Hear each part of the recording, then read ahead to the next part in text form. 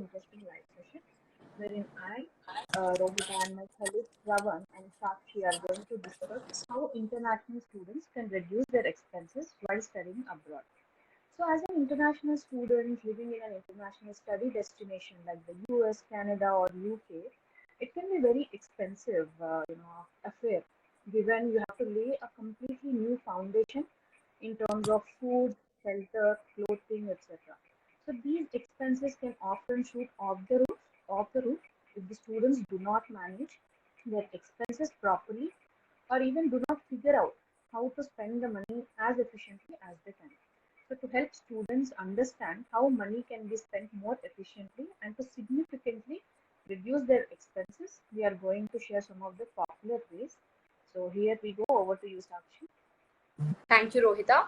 So one of the most popular thing that I have heard about that is student discounts. So basically, when students are studying in abroad, they get something like called as student discounts, on which they get also passes and 40% discounts on traveling from college to any other destination. So that is pretty good, and it is also advisable when the student reach so they can explore some of the things that are similar to student discounts, which are like more profitable, and while traveling from college to any other destination, they get passes. So it is so that they can find the prices cheaply.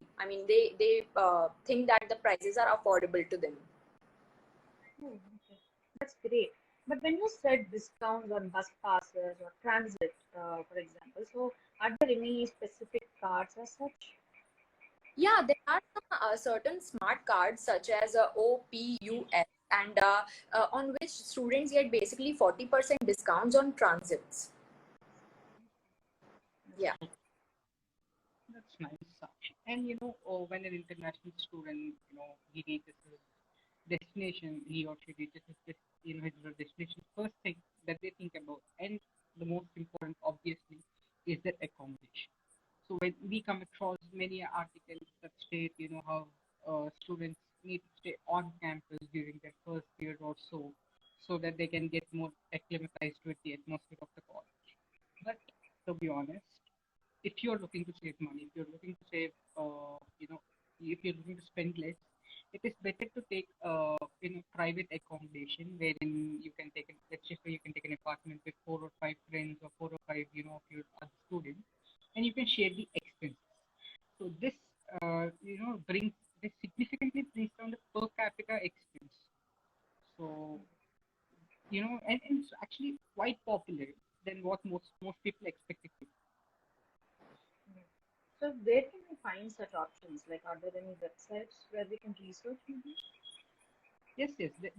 There's one popular website called kgg.com. So that's where you can find about accommodation. And more than that, in these days of social media days, there's a group for everything, and there's like numerous social media groups like on Facebook or Instagram, where there are student communities that keep on sharing these accommodations, like where it is available, and you can explore these groups to see accommodations that are available nearby to your college. Right. So there is also something known as homestay.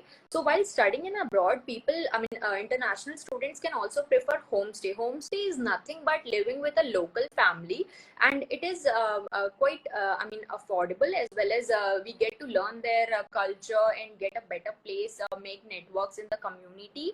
And there are also some Instagram pages, for example, scape.uk, for accommodations. Basically, those people help international students to get accommodations while studying in abroad. True, true. And when we are talking about managing expenses, I guess a better part of managing expenses is not just reducing your expenses; it's also about increasing your spending capacity. And when we talk about increasing your spending capacity, there is no other way, like there's no other better way than doing a part-time job. So one of the greatest opportunity for an international student, studying in places like US, UK, or Canada, is the numerous opportunities that are available to them to work while they're still studying. These opportunities can be off campus, on campus, and the best thing is they are not limited. So you can go to any field you like. You can go into the hospitality. You can go into teaching. You can uh, do more manual work, and the minimum wage is paid to the children also quite attractive compared to developing countries. So this is one way students can increase their spending capacity, and that will help them to do more tasks like to travel the world profitably. So, what do you think are some of the popular part-time jobs that are available for international students? So, like let us say your college or your university has non-campus cafe, then you can work as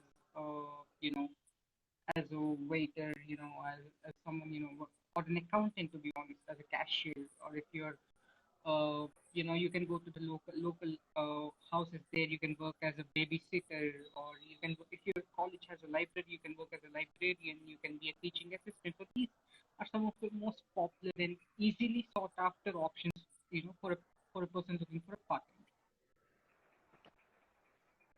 Right. And there is also something known as like this is the most popular term I should say, that is scholarship. So international for international students, scholarship plays kind of a boon and a vital part of processing the application. Like there are certain scholarships, for example, university specific scholarship, government scholarship, scholarships which are funded by NGOs. So it's not like if a student has got a university specific scholarship, so they cannot apply for any other scholarship. It's nothing like that. So they can apply for multiple scholarships, and it will be like it will be good because it will ultimately reduce the tuition fee and overall all the expenses. True. That's true. That's true. The scholarships, and there are quite a few scholarships available. And you know what? And the best thing is always to smart work instead of hard work, and that's what you know makes you amazing. So always rent instead of buy whenever you can. So be it your clothes, be it your books, or various other stationery that you might require during your course, your program, your duration of your program. Just rent them instead of buying, because you may need them for a year or two, or maybe even three, but not more than that. So buying them might not be a very wise option. So you can simply rent them, use them for whenever, like for whatever time you need, and simply return them. So whenever you're going, let's say you have books to buy for your program. So go to a local bookstore, see if they have a refund policy. So understand the refund policy, then the book for that particular period of time and return. So that's the best way instead of buying books or any other stationery or even clothes, to be honest, simply rent. Right, Right. even social media has many pages, right, for renting out things, different things. Right. Right. Even in India. Yes. Yeah. Okay. So the last thing which I can think of is opt for like meal plans. So there are certain universities, whether you say in UK, USA, or Canada, like there are so many universities and colleges which have on-campus kitchens. They provide meals to even on-campus students as well as off-campus students. So I mean, until and unless you are cooking by yourself, you can opt that meal option because it will be completely affordable as compared to like eating outside. I know it might be uncomfortable, like I am not studying in that university, how can I go and eat there? But no, like it is common there. So yeah. Okay. So, yeah, well, these are some of the most popular means of saving money and managing your finances as an international student. You can also explore various other such opportunities to save money and instead spend it on much better things, like traveling to places or exploring the world. So, yeah, thank you everyone for joining the live session. Thank you, Shravan. Thank you, Sakshi. That was very informative. So, and yeah, we hope this information is useful and that you're finding these sessions interesting. So, the topic for the next week's live session is how does a desired profile look for science and management background? So, we are looking forward to the next session at the same time, same day next week. Until then, goodbye. Happy weekend.